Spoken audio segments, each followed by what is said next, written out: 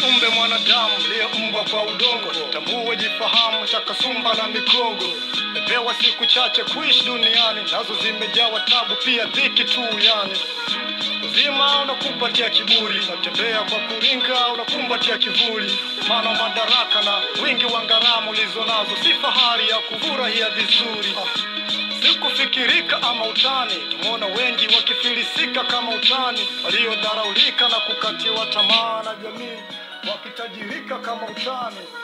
Huwezi tabiri kesho ya mtu, yapo kuna tetesi wabashiri wapo ndugu. Maisha hubadilika, sikariri leo unahangaika, kesho Mungu atabadili kete. Popote uendako kuna rafiki, lakini pia popote uendako kuna adui na msaliti. Sogope uonapo vizingiti, amini pia chochote fanyacho kina muhuri wa ufanisi. Safari ya maisha haijai muda. Tafakari, tafakari. Duniani tunapita, sijione bora. Tafakari, tafakari.